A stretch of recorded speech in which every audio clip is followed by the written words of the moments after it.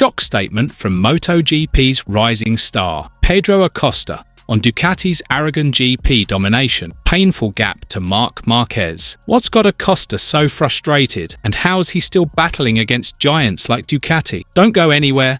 This story will leave you gobsmacked. Make sure to hit that like button, subscribe, and ring the bell for the hottest MotoGP updates. The 2025 Aragon GP was an epic stage for MotoGP's finest, but for Pedro Acosta, the young gun from Red Bull KTM Factory Racing, it left a bitter taste. Picture this: Acosta stormed to a position tantalizingly close to the podium, his best result this season, yet he was still 7 seconds off the race winner and 4 seconds shy of third-placed Francesco Bagnaia. And who stole the show? None other than living legend Marc Marquez, once again showcasing Ducati's utter dominance on track. Acosta, with his trademark no-nonsense attitude, didn't hold back. "It's painful seeing those numbers on the screen," he said, referring to the time gap to Marquez and Bagnaia. 7 seconds in MotoGP? That's like an eternity, mate. So what's got Acosta so cheesed off? Is it just about the bike's speed? Or is there a deeper secret behind KTM's struggle to keep up? Before we dive in, drop a comment below. What do you reckon KTM needs to do to catch Ducati? So what makes Ducati so unstoppable at Aragon? Acosta's got a crystal clear answer. Corner entry. According to the young Spaniard, Ducati's got an insane edge when it comes to diving into turns. These blokes can release the brakes and go 10 km/h faster than us. No bother, Acosta said. Imagine that. 10 km/h, quicker in every corner. Over 23 laps at Aragon, KTM's losing precious time. Acosta reckons 0.2 of a second per lap, which adds up to a massive gap by the checkered flag. But hold up, there's a silver lining. Acosta pointed out that Aragon was KTM's closest race to the leaders this season. "That's decent," he said, but with a hint of frustration he added, "But it's not good enough." Isn't it brilliant how Acosta keeps it real, yet stays fired up? That's why he's one of the most exciting young talents in MotoGP 2025. Now, let's zoom in on a pivotal call Acosta made at Aragon, his tyre choice. In the main race,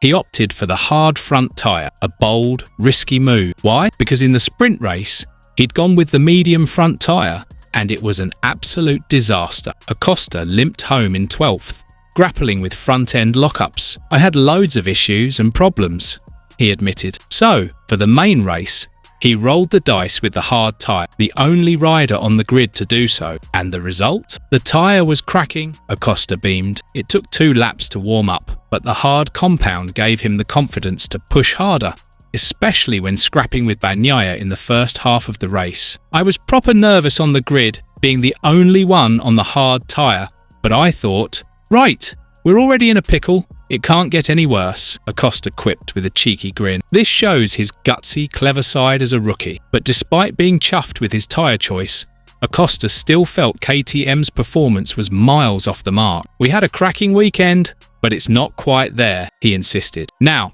let's talk about the heart of this drama, Marc Marquez and Ducati. Racing on home soil at Aragon, Marquez proved why he's dubbed the King of Aragon. With Ducati's mega competitive bike, Marquez didn't just win, he left a gap that had Acosta fuming. 7 seconds behind Marquez. That's not just about rider skill, it's about a bike that's streets ahead. Ducati's Des Mercedesi has a clear edge in acceleration and corner entry speed, something Acosta admitted outright. "They can let off the brakes and just fly through," he said. It's not just Marquez. Bagnaia nabbed a podium too, despite Acosta giving him a proper fight. The question is, can KTM close this gap? What makes Pedro Acosta so captivating is his mindset. Despite Aragon's results leaving him unsatisfied, he's still upbeat. He acknowledged that the Aragon weekend was one of KTM's best this season. "If you check all the practice sessions, I was in the top 5 or 6, he said. "It shows KTM's heading in the right direction, even if there's still a chasm to Ducati." Acosta also displays remarkable maturity for a rookie. He's not just moaning about the gap to Ducati, he's laser focused on what needs fixing. "We've got to step it up," he said firmly. That's the mentality of a champion, spotting the flaws, but fighting to improve. With his aggressive riding style and savvy decisions like the hard tyre gamble, Acosta's clearly got the makings of a future MotoGP superstar. The 2025 Aragon GP was a snapshot of the fierce competition in modern MotoGP. Ducati, with their cutting-edge tech and star riders like Marquez and Bagnaia,